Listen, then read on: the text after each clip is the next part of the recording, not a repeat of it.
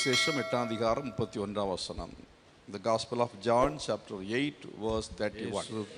தம்மை விசுவாசித்த யூதர்களை நோக்கி, நீங்கள் என் உபதேசத்தில் நிலைத்திருந்தால் மெய்யாகவே என் சீஷராய் இருப்பீர்கள்.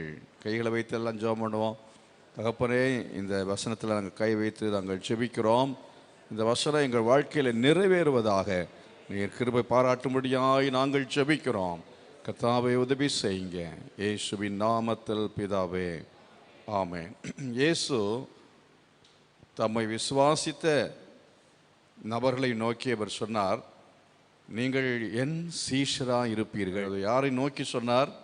ரெண்டாவது, அவர்களுடைய தகுதி என்ன, அவர்கள் என்ன செய்தால் என்ன காரியத்தை அடைவார்கள் என்று இந்த விதத்திலே அந்த வசனத்தை நாம் பகுத்து படிக்க வேண்டும். அதில் சொல்லியிருக்கிறதான வாக்குத்தத்தமான வசனம் என்ன? சீஷராக இருப்பீர்கள். ஆமென், அல்லேலூயா. உங்களுக்குரிய வாக்குத்தத்தத்தை ஆண்டவர் ஏற்றதாக இன்றைக்கு கொடுத்திருக்கிறார். என்னவென்றால், சீஷராய் இருப்பீர்கள். சீஷராய் இருப்பீர்கள் என்பது ஒரு உயர்நிலை. ஆமென். ஒரு உயர்ந்த நிலைமையை நீங்கள் அடைவீர்கள் என்று அப்படி நாம் எடுத்துக்கொண்டும் போகலாம். கர்த்தர் எனக்கு நான் இருக்கிற நிலைமையை விட தேவன் எனக்கு ஒரு நிலை மாற்றத்தை தரப்போகிறார். ஆமென். எத்தனை பேர் விசுவாசிக்கிறீங்க? நான் இருக்கிற நிலைமையை விட எனக்கு ஒரு நிலை மாற்றம். இப்போ யூதர்கள், விசுவாசித்த யூதர்கள், அவர்களுக்கு தேவன் சொல்லுகிறார், நீங்கள் என்ன செய்வீர்கள்? எனக்கு சீஷராய் இருப்பீர்கள். ஆனால் இப்போ சீஷராய் இல்லை, ஆனால் நீங்கள் சீஷராய் இருப்பீர்கள். நீங்கள் சீஷராய் மாறுவீர்கள். நீங்கள் இப்பொழுது என்னை விசுவாசிக்கவில்லை.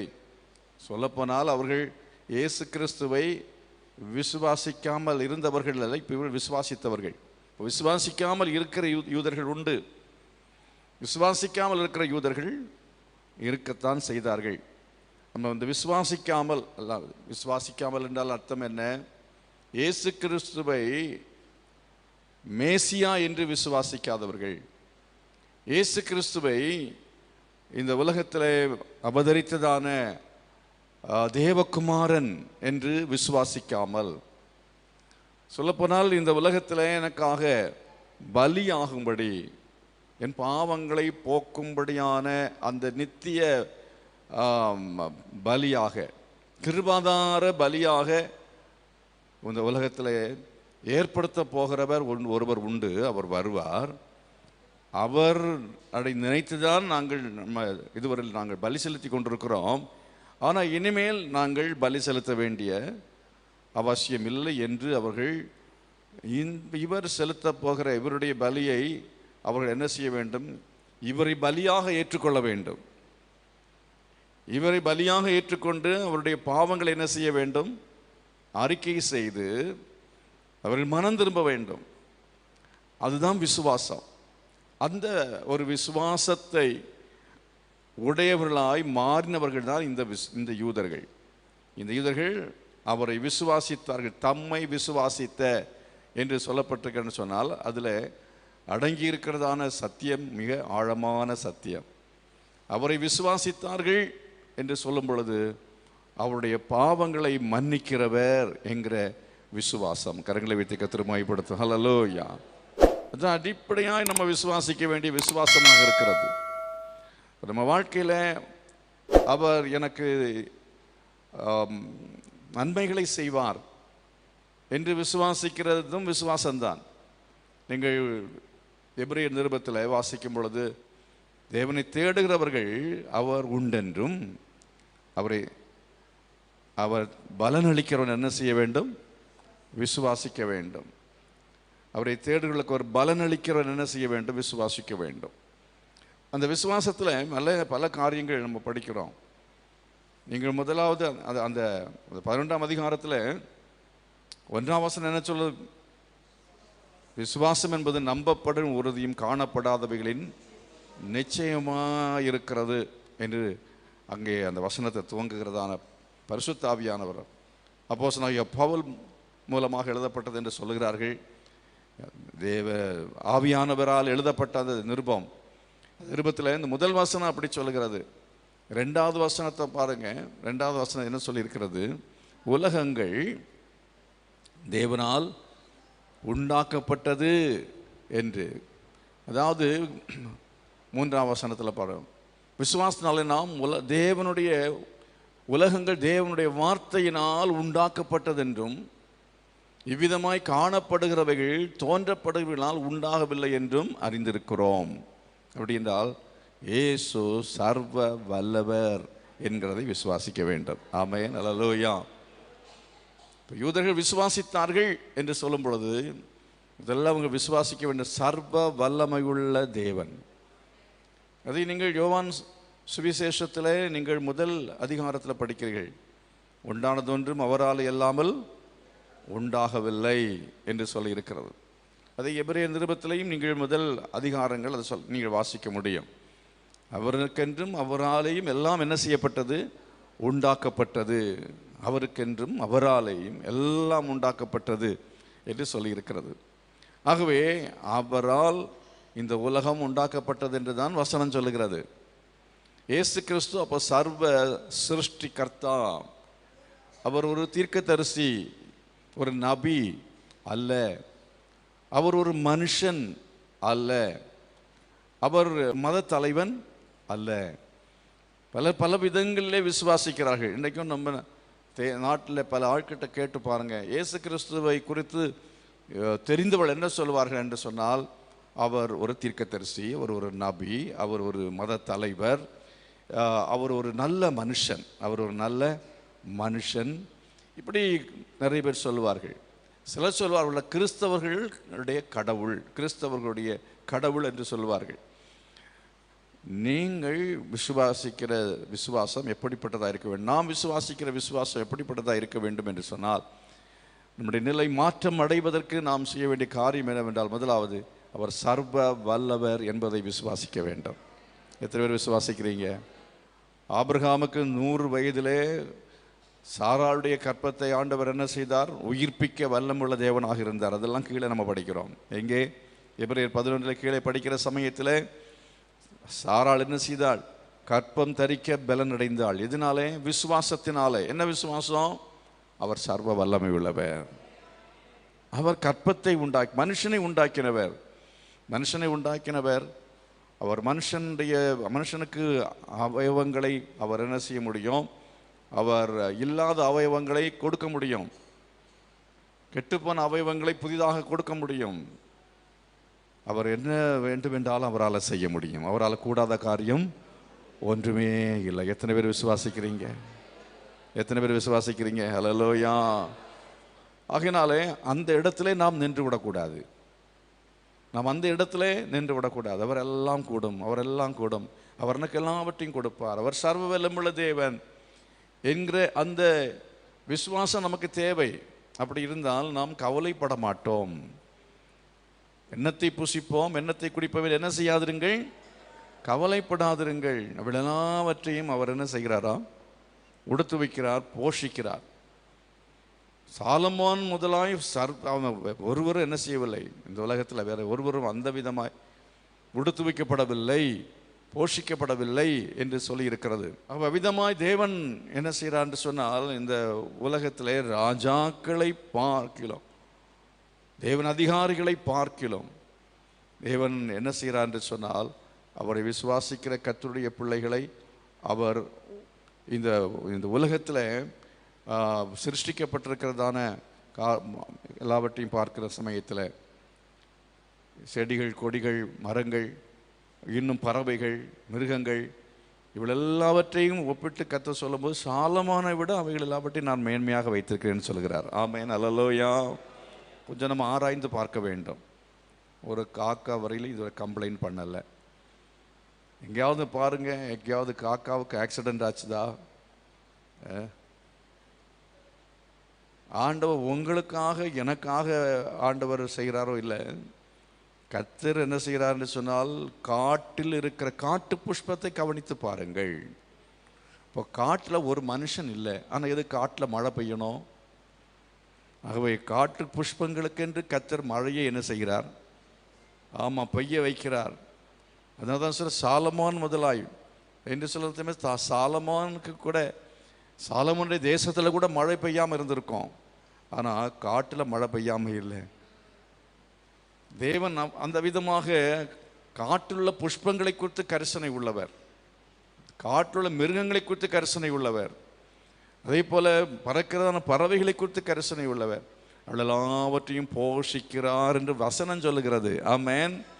அப்படியானால் நம்ம இவர் போஷிப்பாரா, போஷிக்க மாட்டாரா? நம்ம உடுத்து வைப்பாரா, உடுத்து வைக்க மாட்டாரா? வேலை கொடுப்பாரா, கொடுக்க மாட்டாரா? குழந்தையை கொடுப்பாரா, கொடுக்க மாட்டாரா? கர்த்தர் எல்லாவற்றையும் செய்ய வல்லமை உள்ள தேவன். விசுவாசித்து கரங்களை அசைத்து கர்த்தரை மகிமைப்படுத்தும். ஹல்லேலூயா. எனக்கு எல்லாவற்றையும் கொடுப்பதற்கு நீ வல்லமை உள்ள தேவனா இருக்கிறீர் என்று சொல்லி நாம் அவரை விசுவாசிக்க வேண்டும். கவலைப்படாதிருங்கள். ஆமென். கவலைப்படாதிருங்கள். அதுதானே பெரிய பிரச்சனை இல்லையா? காலை எழும்பின உடனே வர்றதுனது கவலை தான். காலை வந்த உடனே என்ன, கிச்சனில் போன உடனே என்ன கவலை? என்னத்தை குடிப்போம், இன்னைக்கு என்னத்தை சமைப்போம், எதில் சமைப்போம், எப்படி சமைப்போம், அதுக்கு பிறகு வெளியே போகணும், புறப்படணும், நம்ம பெட்ரூமில் வந்தோடனே என்னத்தை உடுப்போம், இன்றைக்கு எதை உடுக்கிறது, போன வாரம் உடுத்தாச்சு, இந்த வாரம் சேம் அதையே உடுப்பதா, திரும்ப திரும்ப அதைத்தான் உடுத்து கொண்டிருக்கிறேன், புதிதாக ஒன்றில்லையே, எதை அணிவோம், சிலருக்கு அந்த கவலை வேறு. ஆகவே அது வீண் கவலை, தேவையில்லாத சில கவலைகள், அவசியமில்லாத சில கவலை வைத்திருக்கார். சிலர் அத்தியாவசியமான அவசியமான காரியங்கள் அவர்களை குறித்து எண்ணுகிறார்கள், இது எப்படி எனக்கு நடக்கும் என்று. நல்ல காரியம், ஆனால் அந்த காரியங்களை கர்த்தர் நிச்சயமாக நம்ம கவலைப்படுவதனால ஒன்றையும் கூட்டிக் கொள்ள முடியாது, ஒன்றையும் குறைக்க முடியாது. நீங்கள் ஒன்றை குறித்தும் கவலைப்படாமல் எல்லாவற்றை குறித்தும் ஸ்தோத்திரத்தோடு கூட விண்ணப்பத்தினால் ஜெபத்தினாலும் தேவனுக்கு என்ன செய்யுங்கள். அப்போ என்னென்னா கவலைப்படாதுங்கன்னு நான் கவலைப்படாமல் என்ன செய்ய முடியும்? கவலைப்படாதே, கவலைப்பட்டேன்னு என் பிரச்சனை உங்களுக்கு இருந்தால் தானே தெரியும். நான் படுற பாடு உங்களுக்கு தெரியாது பிரதர் அப்படின்னு நீங்கள் சொல்லலாம். ஆனால் ஆண்டவர் சொல்கிறார், நீ சரி கவலைப்படணும்னு நான் பட்டுட்டே இரு, அதை பற்றி எனக்கு பிரச்சனை இல்லை, நீ கவலைப்பட்டால் நீ கவலைப்பட்டு கொண்டே இரு. அதனால் உனக்கு முடி நரைக்கும், உனக்கு அல்சர் வரும், சில கேன்சரே வரும், நரம்பு தளர்ச்சி வரும், எல்லா வியாதியும் வரும். நீ கவலைப்படுவதனால உனக்குத்தான் கெடுதல். நீ என்ன செய்யாது, கவலைப்படுகிறதுக்கு பதிலாக என்ன செய், முழங்கால் படிக்கிட்டு சர்வ வல்லவரை நோக்கி என்ன செய், நீ ஜெபம் பண்ணு. ஆமென். அல்லேலூயா.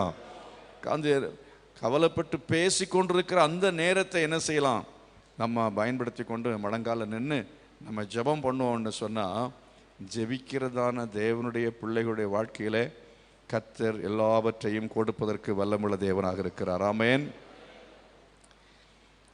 அதாவது எலியாவை குறித்து என்ன சொல்லப்பட்டு, கர்த்தருக்கு முன்பாக நிற்கிற எலியா, கர்த்தருக்கு முன்பாக நிற்கிற எலியானா ஜெபிக்கிற எலியா. எலியா நம்மை போல பாடுள்ள மனுஷனாக இருந்தாலும் அவன் கருத்தாய் ஜெபிக்கிறவனாய் இருந்தான்.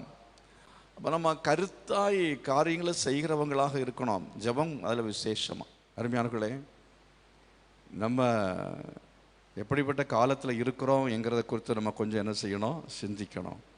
விசுவாசிகள் எப்படியோ சீர்கட்டு எங்கேயோ போயிட்டுருக்கிற ஒரு காலத்தில் நம்ம இருந்து கொண்டிருக்கிறோம். அருமையானவர்களே, நம்ம என்ன செய்யணும்னா ஒவ்வொன்றையும் கவனமாக பார்க்கணும், ஒவ்வொன்றையும் கவனமாக பார்க்கணும். வீடு வீடாக போய் உன் வீட்டில் பில்லி சுனி எடுக்கிறேன், மந்திரவாதம் இருக்குது, அதை எடுக்கிறேன்னா நீ ஒண்டி மந்திரவாதியாக இருக்கணும், உனக்குள்ள பிசாசு இருக்கணும், நீ பிசாசின் தூதனாக இருக்கலாம். அதனால் அந்த மாதிரி சொல்கிறவனே சரி கிடையாது. அதாவது வேதம் என்ன சொல்லுகிறது, இஸ்ரவேலுக்கு விரோதமான மந்திரவாதம் இல்லை, பில்லி சூன்யமும் இல்லை என்று சொல்லி இருக்கிறது. அப்படி இருக்கிற சமயத்தில் நீங்கள் அதை நம்பக்கூடாது. நீங்கள் நம்பக்கூடாதுன்னு சொன்னால் இதில் ஆன்லைனில் பார்த்து கொண்டிருக்கிற ஒவ்வொருவருக்கும் சொல்லுகிறேன், டோன்ட் பிலீவ் தட். இந்த உபதேசத்தை ஒருவன் உங்கள் வீட்டில் கொண்டு வராவிட்டால் அவரை என்ன செய்யாதிருங்கள், ஏற்றுக்கொள்ளாதிருங்கள். Don't accept him. அவனை ஏற்றுக்கொள்ளாதிருங்கள். அப்படி ஏற்றுக்கொண்டால் அவனுடைய துர்க்கிரியர்களுக்கு நீங்கள் பங்குள்ளவளாக இருப்பீர் என்று யோவான் நிருபத்தில் யோவான் எழுதியிருக்கிறார். யோவானை கொண்டு கர்த்தர் சொல்லுகிறார். ஆகவே அருமையானவர்களே, மிகவும் கவனமாக இருக்க வேண்டும், மிகவும் எச்சரிக்கையாக இருக்க வேண்டிய காலத்தில் நாம் இருந்து கொண்டிருக்கிறோம். எத்தனை பேர் கர்த்தருடைய வசனத்தை நீங்கள் படிக்க விரும்புகிறீர்கள்? தீர்க்க தரிசனங்களும் நியாயப்பிரமாணங்களிலேயும் என்னை குறித்து எழுதப்பட்டிருக்கிறதே, சொல்லி இருக்கிறதே என்று கர்த்தர் சொல்கிறார். இந்த பைபிள் தான் தீர்க்க தரிசனம். ஆமென். ஒழுங்காக உட்கார்ந்து பைபிளை படித்து பைபிளில் இருக்கிறவைகளை கை கொள்ள வேண்டும். அதுதாங்க யோவான் திருப்பத்தில் படித்தோம். என்னுடைய உபதேசத்தில் நிலைத்திருந்தால் நம்பர் 1 ஃபெய்த், விசுவாசம். முதல்ல அந்த விசுவாசம் என்பது என்ன அப்படிங்கிறத குறித்து நம்ம பார்த்துட்டு இருக்கோம்.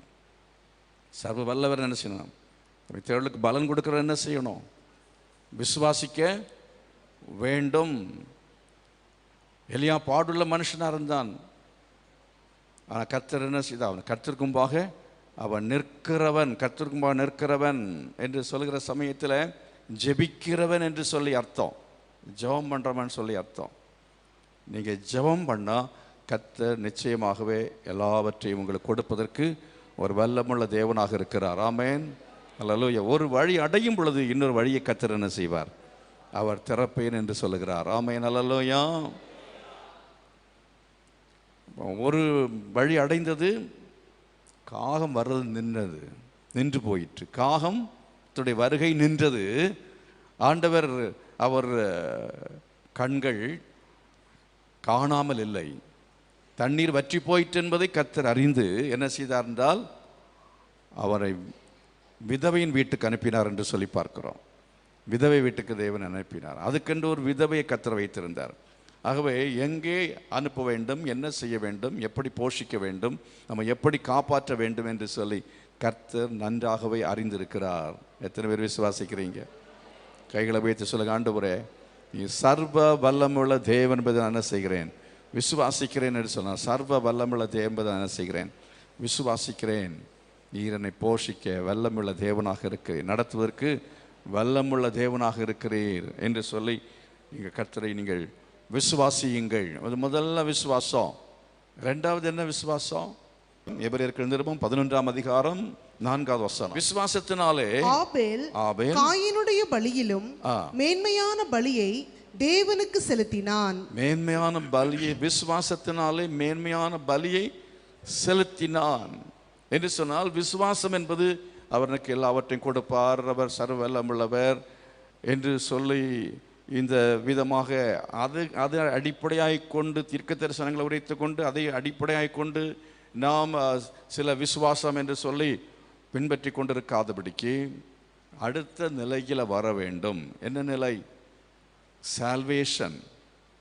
சர்வ வல்லம் உள்ளவர் கடவுள், அவருக்கு வியாதியை சுகமாக்குவார், அவர் உலகத்தையெல்லாம் படைத்தவர் என்கிற செய்தியை முதல்ல நாம் ஜனங்களுக்கு என்ன செய்யணும்? சொல்ல வேண்டும். அதை முதல்ல என்ன செய்யணும்? சொல்லணும். அதை சொல்லும்போது ஜனங்கள் சீஷராய் மாறுவார்கள். ஆமென். அல்லேலூயா. அவர்கள் விசுவாசிக்கிற யூதர்களாய் மாறுவார்கள்.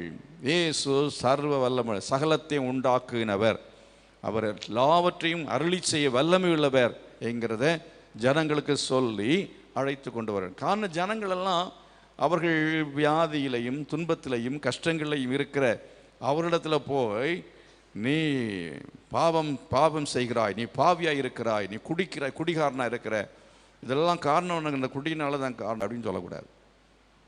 ஆட்களுக்கு போய் சுவிசேஷன் சொல்கிற சமயத்தில் அவர்களுக்கு என்ன செய்ய வேண்டும்?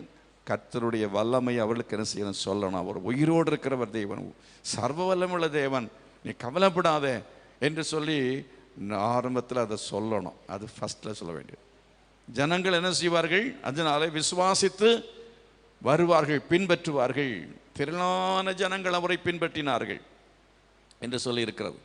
அதை மத்திய சுவிசேஷத்தில் நாம் படிக்கிறோம். 4ஆம் அதிகாரத்தில் 24, 25 ஆகிய வசனங்களை படிக்கும் பொழுது அங்கே சொல்லப்பட்டிருக்கிறது, பலவிதமான வியாதிகளையும் வேதனைகளையும் அடைந்திருந்த சகல பிணியாளிகளையும், பிசாசு பிடித்தவர்கள், சந்திரரோகிகள், திமிர்வாதக்காரர் அவரிடத்தில் கொண்டு வரப்பட்டார்கள், அவர்களை சொஸ்தமாக்கினார். 25ஆம் வசனம் சொல்லுகிறது, திரளான ஜனங்கள் வந்து அவருக்கு பின் சென்றார்கள் என்று நாம் பார்க்கிறோம். அப்படினால இயேசு கிறிஸ்துவை விசுவாசித்து ஜனங்கள் வருவதற்காக நாம் என்ன செய்ய வேண்டும் என்றால், நாம் விசுவாசித்தால் மாத்திரம் போதாது, சர்வ வல்லவன் விசுவாசித்தால் போதாது. நாம் விசுவாசிக்கிற அந்த இயேசு உங்களுக்கும் அவர் அற்புதத்தை செய்வார். இந்த தீர்க்க தரிசனங்கள் இவைகள் எல்லாம் இந்த சொல்லி யாரையும் என்ன விசுவாசத்தில் கட்ட முடியாது. நீங்கள் வீட்டில் என்ன செய்யுங்க, கூடி ஜெபிங்க, சிலரெல்லாம் கூப்பிட்டு ஜெபம் பண்ணுங்க, அதெல்லாம் செய்யுங்க. அது உங்களுக்கு விசுவாசத்தில் என்ன செய்யும், உங்களை பலப்படுத்தும்.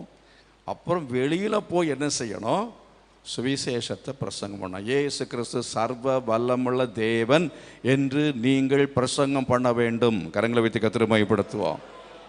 அது இல்லைன்னா நமக்குள்ள விசுவாசமே இல்லைன்னு அர்த்தம். அவர் சர்வ வல்லமுள்ள தேவன் சொல்லி நான் விசுவாசிக்கிறேன் அப்படி என்று நாம் சொல்லுவோம் என்றால், அந்த அறிந்ததை அதை மற்றவங்களுக்கு நம்ம சொல்ல வேண்டும், அறிக்கை செய்ய வேண்டும். கர்த்தராகிய இயேசு கிறிஸ்துவை நீ உன் வாயினாலே அறிக்கையிட்டு தேவன் அவரை மரித்தோர்ந்து உயிரோழைப்பினார் என்ற அந்த வல்லமை இருதயத்தில் விசுவாசித்தால் நீ ரட்சிக்கப்படுவாய். அல்லேலூயா. அப்போ என்ன செய்யணும்னு சொன்னால், இருதயத்தில் விசுவாசித்தான் போதும், அது வாயினால் அறிக்கை செய்யணும்னு. என்ன அறிக்கை?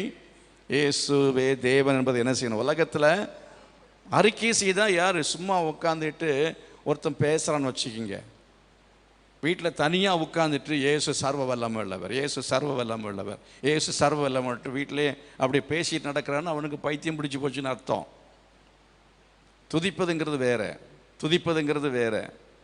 சும்மாவே ஒருத்தர் அப்படியே சொல்லிக்கிட்டே நடந்தால் ஆள் இல்லாத இடத்துக்குள்ளால அது அர்த்தம் இல்லை.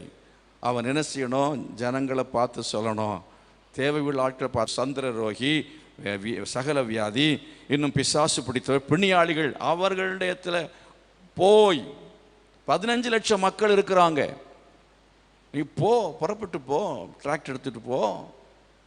அதை விட்டுக்கிட்டு நீ என்ன செய்யக்கூடாது, வீடுகளுக்குள்ளால போய் இருக்கிற ஆளுக்கு தீர்க்க தரிசனம் சொல்கிறேன்னு சொல்லாத. வீட்டுக்குள்ளே உட்காந்து ஜெபம் பண்ணிக்கிட்டு இருக்காத. நீ என்ன செய்யணும்?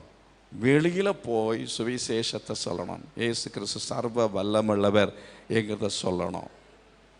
கரங்களை வைத்து கர்த்தரை மகிமைப்படுத்துவோமா? யோவான் பாருங்க, எனக்கு பின்னால் ஒருத்தர் வர்றாரு, நான் இல்லை, அவரை பின்பற்றுங்கள் என்று சொன்னார். அவரை பின்பற்றுங்கள். என்ன அல்ல, என்னை பின்பற்றுவது அல்ல, இயேசுவை பின்பற்றுவது. அப்படி பின்பற்றுவது தான் இயேசு கிறிஸ்துவின் சீஷராக இருக்கிறார்கள். அவருடைய வாழ்க்கையில் நிலை மாற்றம் வரும். கரங்களை வைத்து கர்த்தரை மகிமைப்படுத்துவோம். அவருடைய வாழ்க்கையில் ஆவிக்குரிய நிலைமையில மாத்திரமல்ல, எல்லா நிலைமையிலும் அவர்களை கர்த்தர் உயர்த்துவார். உயர்வடைய முடியும் என்பதில் சந்தேகம் இல்லை. நீ வாலாகாமல் தலையாவாய், கீழாகாமல் மேலாவாய். என்ன செய்யணும்? வசனத்தில் நீ வசனத்தை விசுவாசி, கர்த்தரை விசுவாசி, ஆண்டவரை விசுவாசி. நிறைய விசுவாசிக்கிற தலையை சொல்லலாம், ஆக ஒட்டுமொத்தமாக எல்லாத்தையும் சொல்ல முடியாது. அதனால தான் ஒன்று இப்போ சொல்லிகிட்டு இருக்கேன். இது சர்வ வல்லவர் என்பதை பற்றி பார்த்தோம். ரெண்டாவது என்ன சொன்னேன்? இரட்சகர் என்பதை என்ன செய்யணும்? சொல்லணும். ஹல்லேலூயா. அவர் இரட்சகர் என்பதை சொல்ல வேண்டும். அதுதான் என்ன எங்கே நம்ம படித்தோம்? எபிரேயர் 11 4 சொல்லப்பட்டிருக்கிறது. ஆபேல் என்ன விசுவாசித்து பலியை செலுத்தினான் என்று சொல்லியிருக்கிறது. அவர் மீட்பர் என்கிற விசுவாசத்தை உடையவனாய் நாம் மாற வேண்டும். அது மாத்திரமல்ல, பிறருக்கு என்றால் வியாதியெல்லாம் சுகமாகிற அழைத்து கொண்டு வர்றோம். சபையில் வியாதியெல்லாம் இப்போ சுகமாயிடுச்சு, கர்த்தர் நல்லவ, ஸ்தோத்திரம், அல்லேலூயா அப்படின்னு சொல்லி இப்போ சாட்சி சொல்ல ஆரம்பிச்சிருவாங்க. அதுக்கப்புறம் சொல்ல வேண்டும், நீ கடவுள் என்று இப்போ விசுவாசித்திருக்கிறாய், அது போதாது. நீ என்ன செய்ய வேண்டும்? அவர் இரட்சகர் என்பதை விசுவாசிக்கணும். அவர் மூலமாக தான் ரட்சிப்பு, பாவ மன்னிப்பு. ஆகவே நீ பாவ மன்னிப்பை பெற வேண்டும் என்கிறதை தெளிவாக ஒரு மனிதனுக்கு நாம் உள்ளாலே வந்த பிறகு, எல்லாவற்றால் சுவிசேஷத்தை சொல்ல போன இடத்துல தொடர்ந்து நம்ம அங்கே போய் சுவிசேஷம் சொல்லி வியாதிகள் சுகமான பிற்பாடு எங்கள் வீட்டுக்குள்ளால எங்கிறத விட வெளியில் போய் பக்கத்தில் உள்ளவங்களுக்கு 15 லட்சம் பேர் இருக்காங்களா, அவங்களுக்கு போய் நீ சொல்லி என்ன செய்யணும்? அவளை ரட்சிப்புக்குள் அடுத்ததாக வழி நடத்த வேண்டும். கரங்களை வைத்து கர்த்தரை மகிமைப்படுத்துவோமா? இயேசு கிறிஸ்து அதைத்தான் செய்தார். மத்தேயு சுவிசேஷத்தில் நீங்கள் படிக்கிற சமயத்தில் 4:14 கடற்கரை அருகிலும் யோர்தானுக்கு அப்புறத்திலும் உள்ள செபுலோன் நாடும் நப்தலி நாடும் ஆகிய புறஜாதியாருடைய கலிலேயாவிலே, புறஜாதியாருடைய நாடுகளிலே அவர் போனார் என்று சொல்லி இருக்கிறது. இருளில் இருக்கும் ஜனங்கள் பெரிய வெளிச்சத்தை கண்டார்கள். மரண இருளின் திசையில் இருக்கிறவர்களுக்கு வெளிச்சம் உதித்தது என்று ஏசாயா தீர்க்கதரிசினால் உரைக்கப்பட்டது நிறைவேறும்படி அவர் புறஜாதியுடைய நாடுகளுக்கு போனார். அங்கே கலிலேயாவுக்கு போனார். செபுலோன் நப்தலி என்கிற புறஜாதியோட கலிலேயாவிலே அங்கே இயேசு போனார். பெரிய வெளிச்சம் உதித்ததுன்னு சொன்னா சும்மா ஆண்டவர் அப்படியே போய் அப்படி வந்தார் அப்படிங்கிறதுல அங்கே போய் என்ன செய்தார், சுற்றி திரிந்து நடந்து அவர்களுக்கெல்லாம் என்ன செய்தான்னு சொன்னால் அவர் தேவன் வல்லமை உள்ளவர் என்கிறதை தன்னுடைய அவர் அற்புதத்தின் மூலமாக தன் மூலமாக அந்த அற்புதத்தின் மூலமாக அடையாளமாக வெளிப்படுத்தினார். கரங்களை வைத்து கர்த்தரை மகிமைப்படுத்துவோம். ஹல்லேலூயா. சும்மா உட்கார்ந்திருக்காம போகணும், ஊரா போகணும், கிராமமா போகணும், வீடா போகணும். திரும்ப சொல்கிறேன், விசுவாசி வீட்டா போய் தீர்க்க தரிசனம் சொல்கிறது நான் சொல்லலை. என்ன செய்யணும்? ஆமாம், சந்திரரோகிகள் இருக்கான், உலகம் எங்கே இருக்கிற, ஆஸ்பத்திரிக்கு போய் தீர்க்க தரிசனம் சொல்லு. சோத்திரம். அல்லேலூயா. ஜிஹெச் திறந்து கிடக்கிறது. இயேசு அப்படி தான் செய்தார். அப்புறம் என்ன பண்ணார்? கீழே பார்க்குறோம், வியாதிஸ்தரை எல்லாம் செய்த சுகம் ஆக்கினார் என்று சொல்லி பார்க்கிறோம். அவ்விதமாக இயேசு கிறிஸ்து அதை அவர் செய்து அதுக்கு பிறகு நீங்கள் பார்க்கிற விஷயம் என்னவென்று சொன்னால் அவர் ரட்சிப்புக்குள்ளே வழி நடத்தினார். அதைத்தான் நீங்கள் பார்க்குறீங்க. அந்த ரெண்டாவது ரட்சிப்புக்குள்ளே வழி நடத்த வேண்டும். இங்கே நீங்கள் படிக்கிற சமயத்தில் இயேசு தம்மை விசுவாசித்த யூதர்களை நோக்கி, நீங்கள் என் உபதேசத்தில் நிலைத்திருந்தால், விசுவாசித்த யூதர்களை நோக்கி நீங்கள் விசுவாசத்தில் நிலைத்திருந்தால் அப்படிங்கிறத நீங்கள் என்ன செய்யுங்க. 11 அதிகாரத்தை படிச்சீங்கன்னா அந்த 11 அதிகாரத்தில் முதல்ல உள்ள விசுவாசம், அப்புறம் ரெண்டாவது ரட்சிப்புங்கிற விசுவாசம், மூணாவது விசுவாசம் என்ன, நாலாவது விசுவாசம் என்ன, ஐந்தாவது விசுவாசம், 6, 7, 8 அப்படின்னு 10, 12 விசுவாசம் அங்கே சொல்லி இருக்கிறது. கர்த்தருக்கு ஸ்தோத்திரம். ஆமென். அதை நீங்கள் என்ன செய்ய வேண்டும்?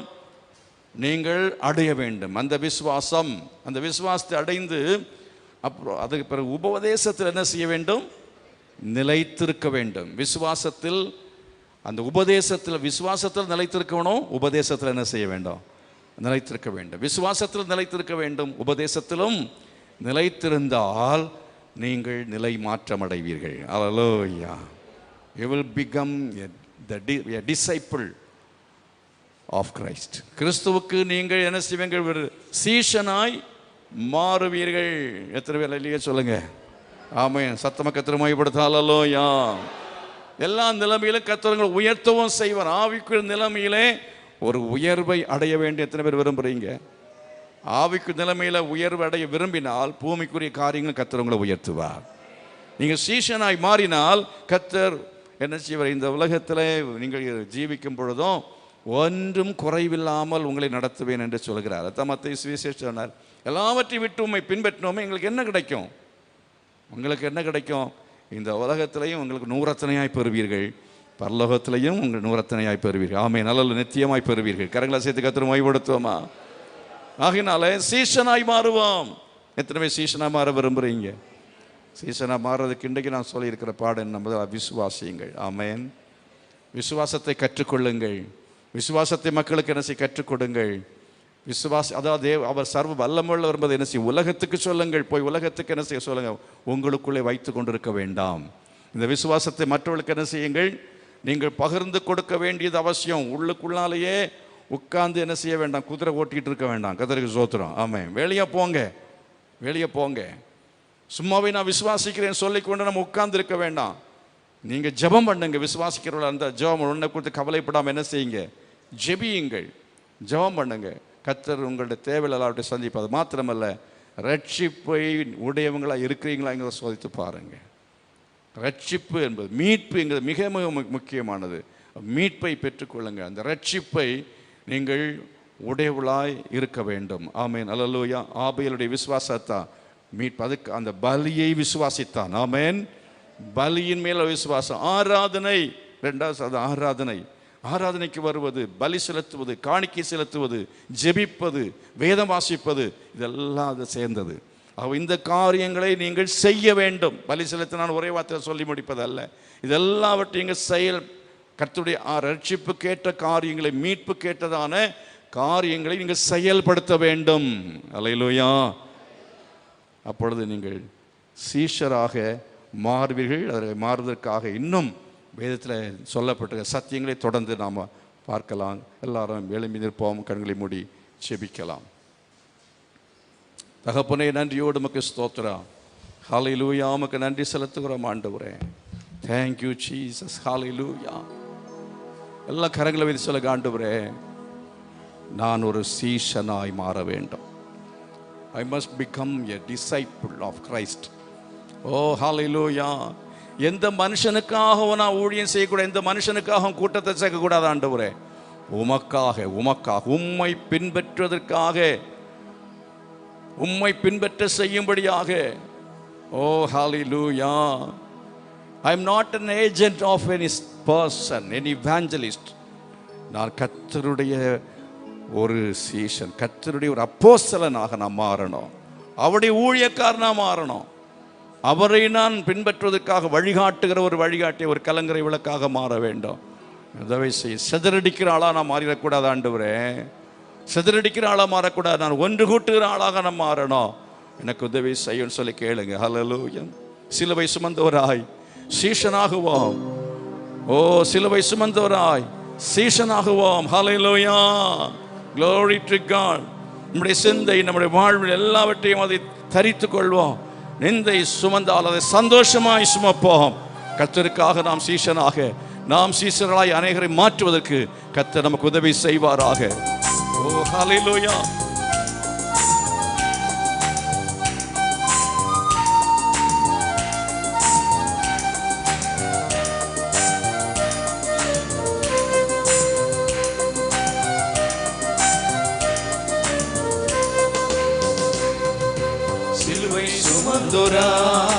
சீஷனாகுவோம், சிலுவை சுமந்தோராய் சீஷனாகுவோம். சிந்தை வாழ்விலும் தாழ்வை தரிப்போம், நிந்தை சுமப்பீரும் சந்தோஷம் கொள்வோம். இயேசு தாங்குவார், அவரே சுமப்பார், ஒரு போதும் கைவிடவே மாட்டார். இயேசு தாங்குவார், அவரே சுமப்பார், ஒரு போதும் கைவிடவே மாட்டார். ஹல்லேலூயா, ஹல்லேலூயா, ஹல்லேலூயா, ஹல்லேலூயா, ஹல்லேலூயா, ஹல்லேலூயா, ஹல்லேலூயா, ஹல்லேலூயா.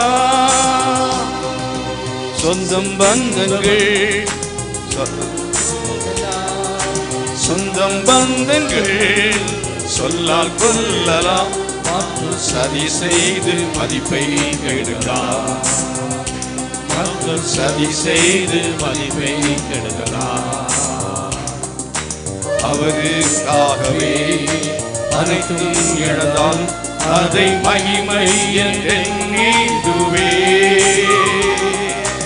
அவருக்காகவே அனைத்தும் இழந்தும் அதை மகிமை என்றெண்ணிடுவே. ஹல்லேலூயா, ஹல்லேலூயா, ஹல்லேலூயா, ஹல்லேலூயா, ஹல்லேலூயா, ஹல்லேலூயா, ஹல்லேலூயா, ஹல்லேலூயா. சீஷன் என்பவன் குருவை போலவே, சீஷன் என்பவன் குருவை போலவே, தனக்காய் வாழாமல் தன்னை தருவாரே, தனக்காய் வாழாமல் தன்னை தருவாரே. பரலோகத்தை கொண்டு உமக்காய் பணி செய்வேன் அனுதினமும். பரலோக சிந்தை கொண்டு உமக்காய் பணி செய்வேன் நான் அனுதினமும். ஹல்லேலூயா, ஹல்லேலூயா, ஹல்லேலூயா, ஹல்லேலூயா, ஹalleluya ஹalleluya ஹalleluya ஹalleluya. வாழ்வும் இயேசுவே சாகும் லாபமே, வாழ்வும் இயேசுவே சாகும் லாபமே, அவர் பெருகவும் நான் செல்லவும் வேண்டுமே, அவர் பெருகவும் நான் செல்லவும் வேண்டுமே. கிருபை தருகிறார் விருதாவாகிலே, அதை நித்தமும் காத்து கொள்வே. கிருபை தருகிறார் விருதாவாகிலே, அதை நித்தமும் காத்து கொள்வே. கரங்களா சேர்த்து ஹalleluya ஹalleluya ஹalleluya ஹalleluya ஹalleluya ஹalleluya ஹalleluya. பிதாவே உமக்கு ஸ்தோத்திரம். இந்த வார்த்தையை தியானித்து எங்கள் வாழ்க்கையில நிலை மாற்றம் அடைய உதவி செய்யுங்க ஆண்டவரே. எங்கள் வாழ்க்கையில உயர்வடைய செய்யுங்க. ஆவிக்குரிய நிலைமையில் நாங்கள் சீஷனாய் மாற எங்களை ஒப்புக் கொடுக்கிறோம். அப்படி கர்த்தாவே இந்த சபையில் இருக்கிற ஒவ்வொருவரையும் கர்த்தர் மாற்றுவீராக. இந்த ஆன்லைன் மூலமாக கேட்டுக்கொண்டிருக்கிற ஒவ்வொருவருக்கும் அப்படி கிருபை செய்யணும். தேவன் தாமே அவருடைய வாழ்க்கையிலும் கர்த்தர் அப்படி செய்ய போறதுக்காக ஸ்தோத்திரம். இயேசுவின் நாமத்தில் பிதாவே ஆமென். நம்முடைய கர்த்தர் இரட்சகருமாய் இருக்கிற இயேசு கிறிஸ்துவின் கிருபையும் பிதாவாகிய தேவனுடைய அன்பும் பரிசுத்த ஆவியானுடைய அந்யோன்யமும் சமாதானம் பாதுகாவலும் நம் அனைவரோடு சகல பரிசுத்தவான்களுடன் கூட இன்னும் நிலைத்திருப்பதாக. ஆமென். God bless you. கர்த்தர் எல்லாரையும் ஆசீர்வதிப்பாராக.